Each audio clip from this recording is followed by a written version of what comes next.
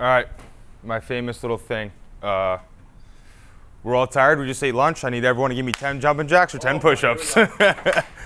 10 jumping jacks or 10 push-ups. Your choice. I ain't jumping around.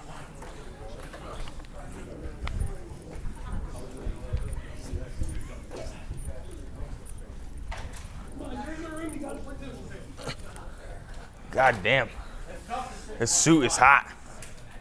All right, next thing I need everyone to do is go like this. The bet should have been you have to wear that on the beach this week. Oh my God, that would have been fucking brutal. All right, so I was struggling to try and find out what I was going to speak about today, because I feel like I've gone over a lot of the things that you guys have seen, but then I remembered we got a lot of new guys. So I think everyone who has talked so far about this job has said how much it's changed their life. But what I first want to go back with is, like, how hard was your first 3 months? Cameron, how many deals did you sit at before you actually got an install and a signed contract? 15 to 20 deals, which was what, 2 months before you had your first signed deal? First 2 months, sat at 20 kitchen tables, didn't get a single fucking one to move forward. I did. And then they canceled. Like 8 signed up, 7 canceled. Yeah, 8 signed up and 7 canceled. You went through it tough. How was your first 3 months like? Yeah, I didn't sell shit. No sales for the first 3 months. Noel, you had no sales for your first 3 months. I paid my first customer to go solar $700. I lost money on my first deal. Eric, same thing. A lot of the people, you hear the stories of where they are now. But the difference is with this job, it's very hard because you get into this job, you're not making any money. There's no guaranteed money. Your first 3 weeks, 4 weeks, 5 weeks, you sign up 2 deals, they both cancel on you. You have your friends, your parents, your brother, your sister, whoever it is saying, dude, that job, there's no fucking way. They're all lying to you. There's no way you can make that money. You don't have any guaranteed income. You don't have anything. And everything is against you in the world. Everything. It makes zero sense to still knock on doors and sell solar. And somehow you end up saying, I don't know, I got to try this thing out for a little bit more. And then eventually after 6 months, 8 months, 9 months, a year, you start to make some serious money. But if you're in the beginning, in your first month, in your first day, in your first 6 months, whatever it is a whole different world you're in right now. Like, it's almost hard to wake up and smile because you just want to fucking kill somebody, because all you're doing is knocking on doors and all you're hearing is no, no, no, no, no. And then you come to these sales conferences and you see other people making $100,000 paychecks. And you're like, what the fuck are they doing? They're doing nothing different than you. The only thing they're doing, or the only thing that's different, is they earned it. They went through that entire process. I was the same way in the beginning. I couldn't sell deals either. Cameron couldn't sell deals in the beginning either. Noel couldn't, my dad, whoever it was, couldn't sell deals in the beginning either. You have to go through that process to then you'll get rewarded.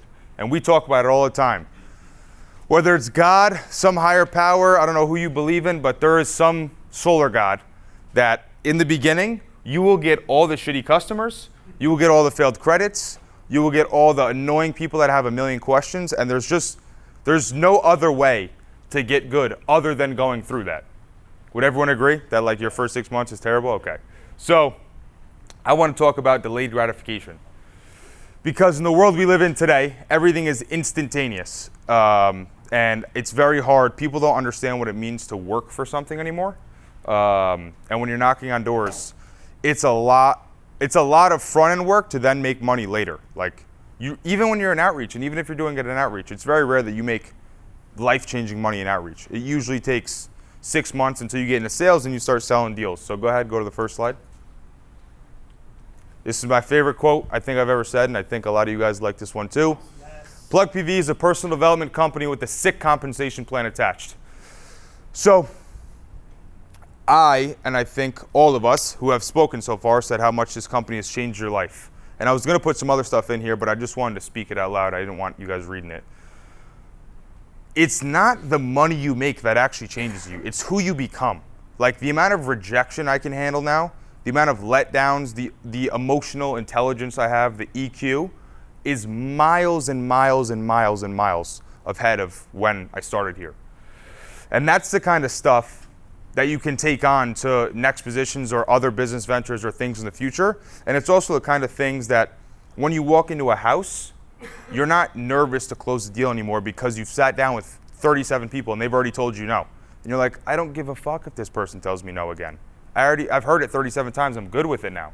So it's not actually the money you make. The money you make is just a benefit of what we do, but it's really the person you become. We are all emotional juggernauts in this job because of the rejection we handle, the amount of anxiety we have, the paychecks not coming in, the trying to make shit happen. We have to get resourceful. We have to do all these things that nobody has to do on a daily basis. All the people in a 9 to 5 just show up. They get paid every time on Friday, and that's it. No matter how hard they work, they get the same paycheck. No matter how little they work, they get the same paycheck.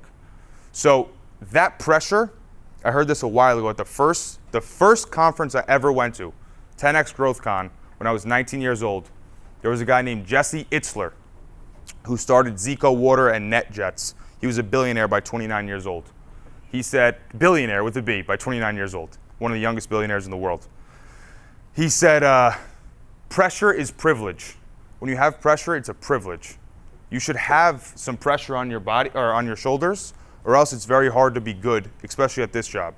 And everyone who starts in this job, all the people who have succeeded, had a lot of pressure in the beginning. Like, that's when your girlfriend breaks up with you. That's when your house is about to get foreclosed on. That's when you get your evicted. That's when you get your car repoed, whatever it is. If I don't hear those stories in the beginning, if you don't walk into my office and go, holy fuck, Zach, I don't know how I'm going to pay rent next month, then I just know you're not going to succeed. If you walk in 3 weeks in, you just move into sales and you're happy as shit, I'm like, nah, he's too happy in life. He's not going to make it. He needs some shit to go through. So that is how this job is. You have to go through that shitty process for the first 3 to 6 months. And then on the other side, nothing changed except your emotional intelligence and your understanding of the world and your understanding of solar. Now, when you show up to appointment, you just don't give a shit if they cancel. And now they feel it, and now they don't cancel. But when you used to show up and you were ready to go and you were super, super desperate for that appointment, they always cancel because they can feel that energy. So anyway, go ahead, go to the next one. Okay, yeah. What is normal? This is what we're considered weirdos, which is going to be on the next slide, how our opportunity, how it's very not unique in the world today. But this is what normal is. And it's so crazy when you write it down on a sheet of paper, and it's fucked up. What is normal is Monday through Friday, 9 a.m. to 5 p.m., 1 hour of traveling usually each day, 45 years of work before you retire, no purpose, 77% of America is overweight. I would argue 95% of America is unhappy. I would argue 95% of America also has extreme anxiety problems. No investments, they get 2 weeks a year off, 1 vacation a year, just enough money to survive, a lot of regret in life. Usually average income in America is $50,000 a year and income is capped.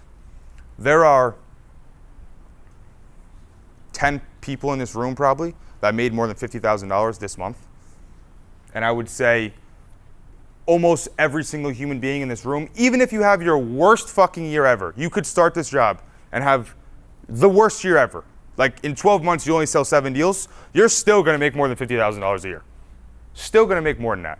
And I saw this statistic, you guys may follow me on Instagram, and I said this the other day. The average salesperson makes $30,600 in a year. That's a United States Census Bureau of Labor statistic. That's the truth. Out of 13.5 million salespeople, the average is $30,000 a year. So what we do is extremely insane and unique, but this is the normal of what society expects. And it's just like, I was 19 when I got into this job, so all the jobs before were like serving, bartend, I was a maintenance manager, I did a bunch of things, sold drugs, every basically job you could have before I turned 19 and got in this job. But I was never screwed up by corporate America, and I never had to go in that job where I worked for 7 years, 5 years, 10 years, and was just extremely unhappy with life and just hated my existence. I never had that. And I think a lot of you didn't also have to have that. A lot of you are young, my age, or even a couple years older than me. but you may have been at a job for a year. Like, how long were you at Amazon, Eric? A year. Could you imagine doing that job for 45 fucking years? I never had to, so I'm very grateful that I found this job so young. But also, like, most people don't. So this is kind of off on a side tangent, but I was just talking about this with Jill. Everyone in this room says this is the best opportunity in the world, but we only grow by like 5% a year in terms of the amount of people in this room. Like, how come we don't have 15, 20 offices with 20 guys in them each if this job is so good? We see people every day in the world, and we know they're unhappy. We know they hate their job, and then we don't say, hey, bro, how about you come try this job? Like, it's pretty cool. Why don't you come try it out? I asked every one of my high school friends to come try this job. Now, a lot of them failed, which, whatever. I gave them the shot at least. But, like, everyone I knew for the last 4 or 5 years has tried this job because I was like, yo, dude, I'm making this much money. You need to come try this. All of you. I can't believe that you don't invite all of your friends to come try this job because you see your own life, and then the next step after you have made all that money is to go find the next person to help out. Like, that's what I did. And we were just on a Mark Sony call the other day, and he said this, and it was like profound to me, I guess. But he said, we think the only type of compensation is currency, is money. There's so much more compensation in life. The gratitude someone else gives you, the feelings, the emotions someone else gives you when you help them, like that, I'm telling you right now, is tenfold. Once you have the money, that feeling, like when someone else comes up to you and says, hey, thank you for giving me this opportunity. Thank you for bringing me on. Thanks for stopping me in the gym. Thanks for coming into fucking Buffalo Wild Wings on a Friday night and having me to be your server and you asking me to come do this job. Like, my life has changed tenfold because of you. That is another form of currency that is just, it's unexplainable, that feeling, that emotion, that energy that they give you. So anyway, that was on a side tangent. But this is what the normal America looks like. This is what they tell you. Go to the next slide. And then they tell you this is weird because we knock on doors and don't have guaranteed income. We have unlimited amount of income. There's no cap. There are people in this room, well, actually he's not here today, but we have a few people that are pretty close, that made $700,000 and up, $800,000 and up, some of them even a million. And by the way, the top 1% of the world makes $400,000 a year or more. The top 1%. So if you make more than $400,000, you are in the top 1% of all earners. If you are less than 30, the top income earners make $180,000. So if you're less than 30 and you make over $180,000 a year, you are in the top 1% of 1%. So the top 0.01% of the world. If you are less than 30 and make over $180,000 a year.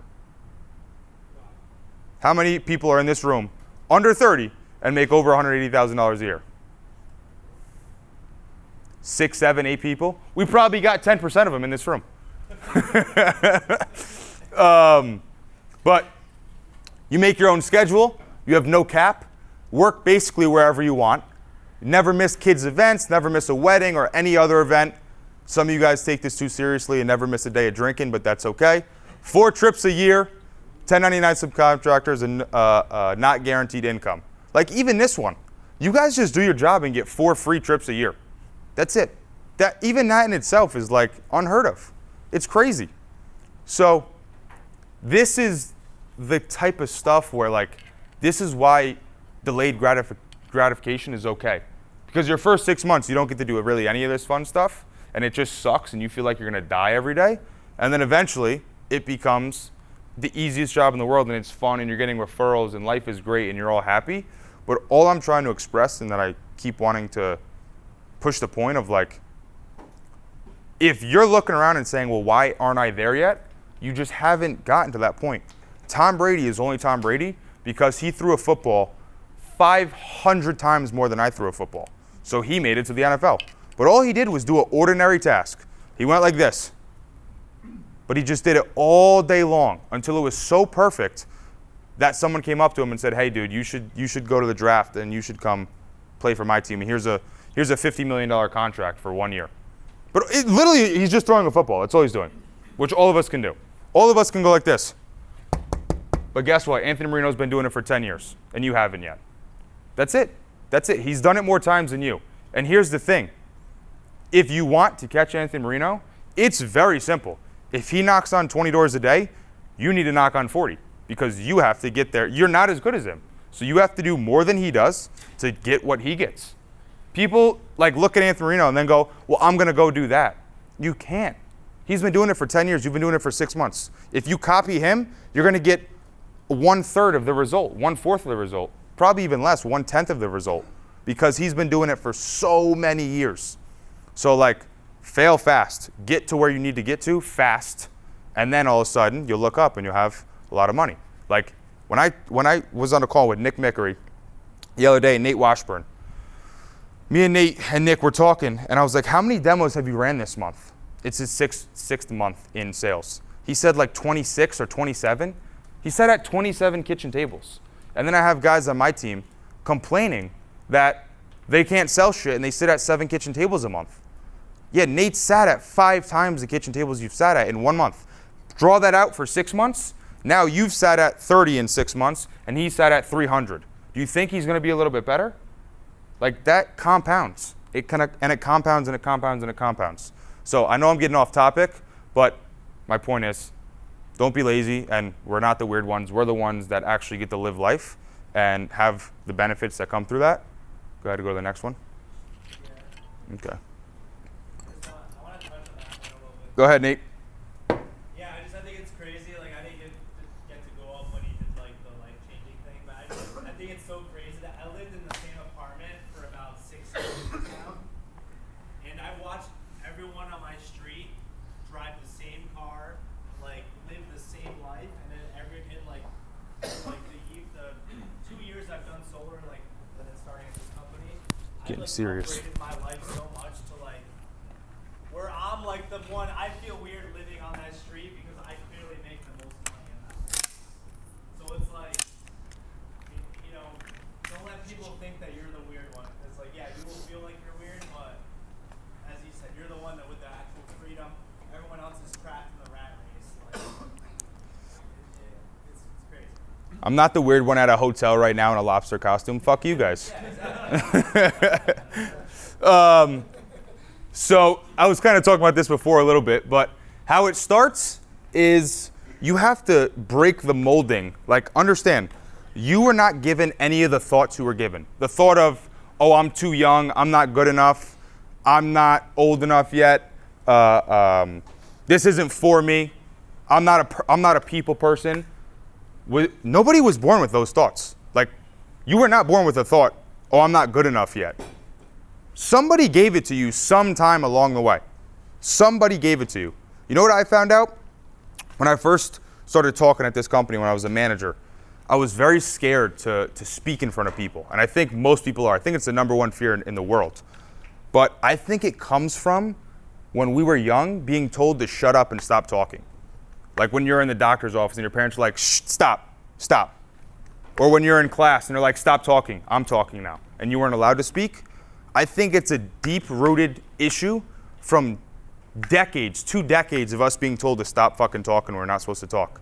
And then all of a sudden we can't speak in front of people, or we can't speak at the door, and we stumble over our words. I still do today. But I think it comes from, and I had speech impediment class too when I was young. I didn't speak until I was like 5 because I was dumb. But now it's funny, I speak in front of people. But like all the problems and all these beliefs that you have come from when you're young. So if you were told that belief of like, I'm not good enough or I can't sell or whatever it is, I'm not a people person, and you expect to get in solar and then in 2 weeks break that you've been taught for 20 years, you're sadly mistaken. It takes months, if not years, to break those beliefs and a lot of work. A lot of work. If you're not a people person and you say that to yourself, and then one day you say, actually, I'm a people person, I can talk to people, it doesn't just flip a switch. It's gonna take months to break the cycle. You have to recreate your everything. Everything you have to recreate.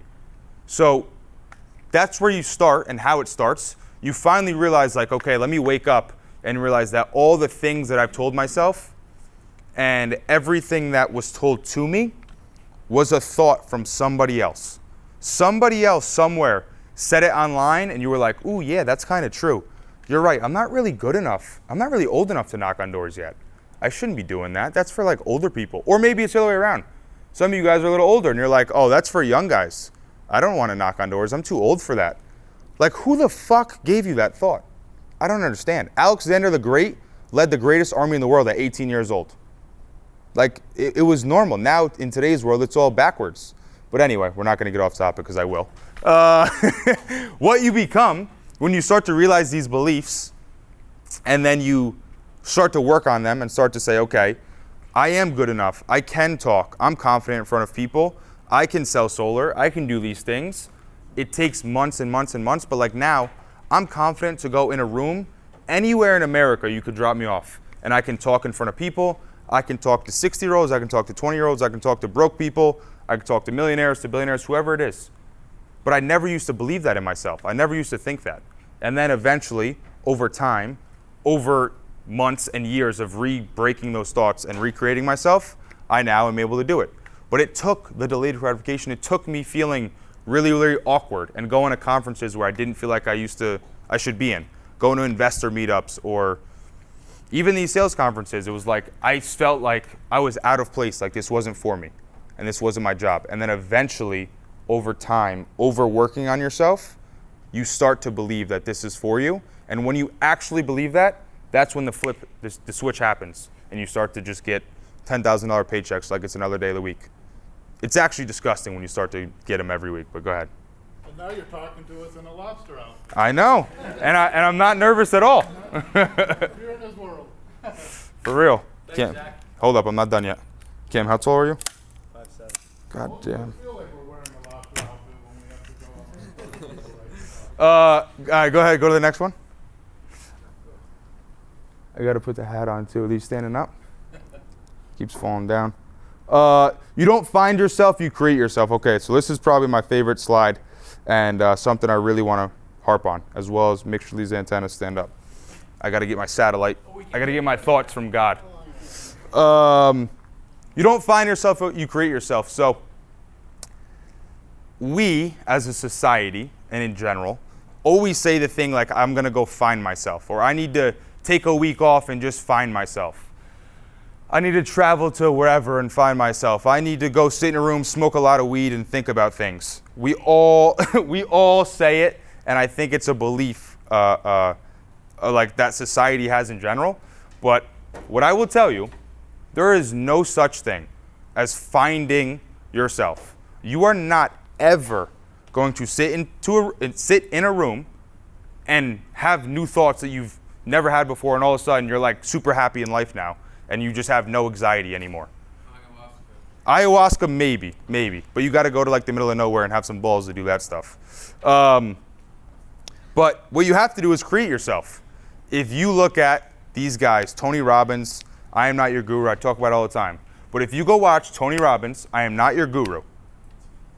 The first 30 seconds of that Netflix series, the first thing he says to the camera before he walks on stage is, I created this motherfucker, Tony Robbins. He didn't exist until I created him.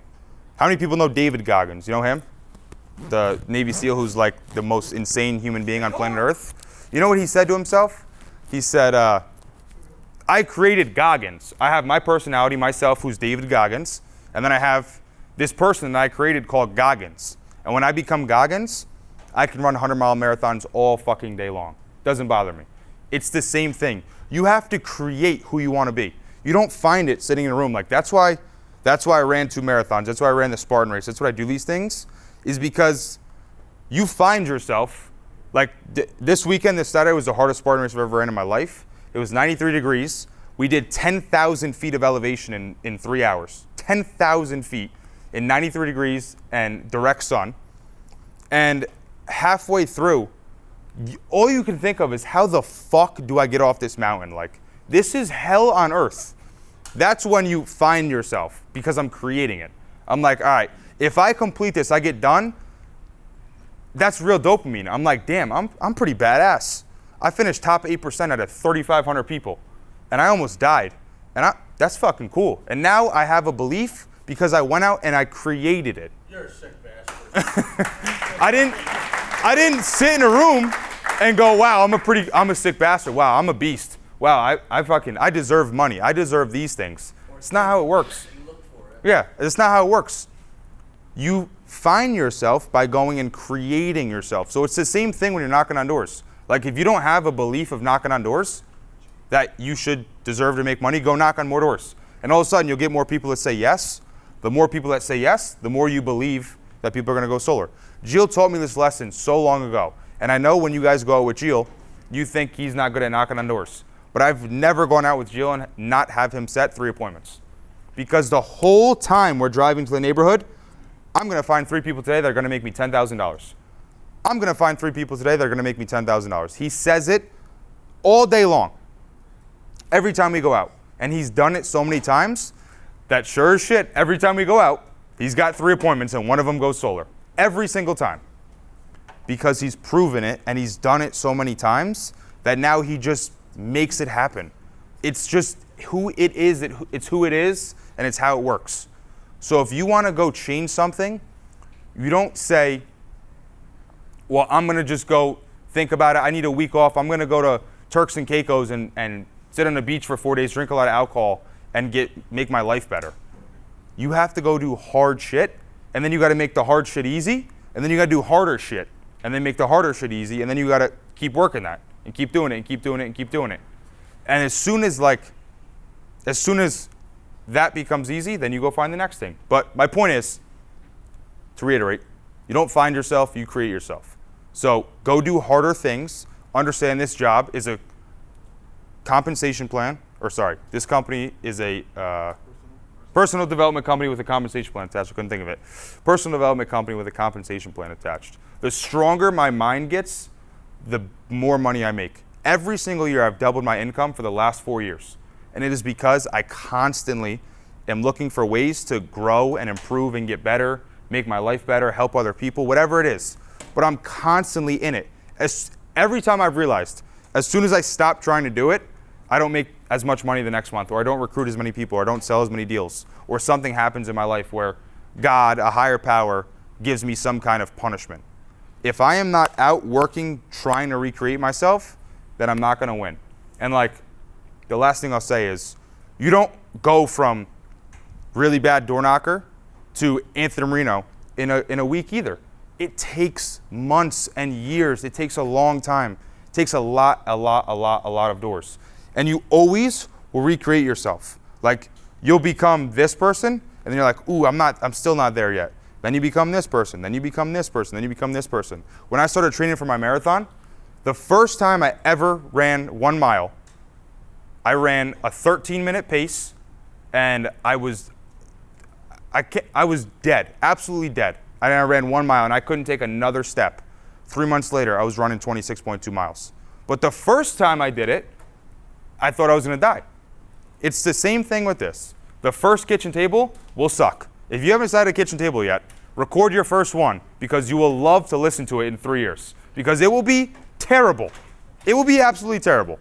And then in 3 years, you will be very, very good, and you go, wow, I don't even remember who I used to be back then. Like, I can't even think of what my thoughts used to be back then.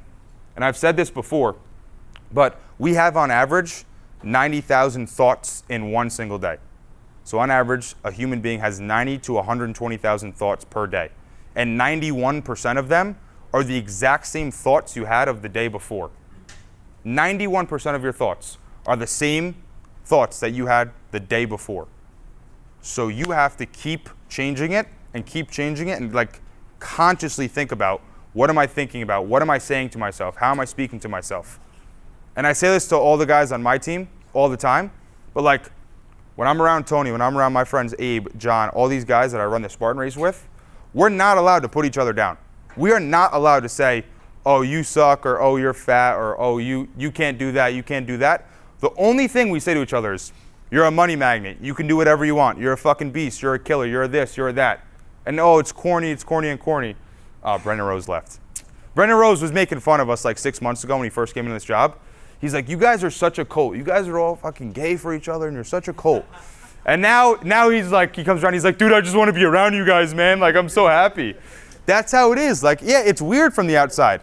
It's very weird to say to yourself, I'm a beast, I'm a killer, oh, I'm a money magnet, I get whatever I want. People look at you and they're like, this guy's so conceited. No, it's not. If you want to be rich, you got to be weird. And we tell all our friends and we talk about it. Don't tell your other friends or don't tell yourself that you can't do anything or you can't do whatever it is. You can't knock on doors, you can't make money. The only thing we allow is you can do whatever you want. And then we prove it. You can't say it and then not prove it because now you're just delusional. If you're going to say something, you got to do it. So, do I have another slide? No? No, that's all I got. But that's all I got. Yeah, it's everything. I'll finish up.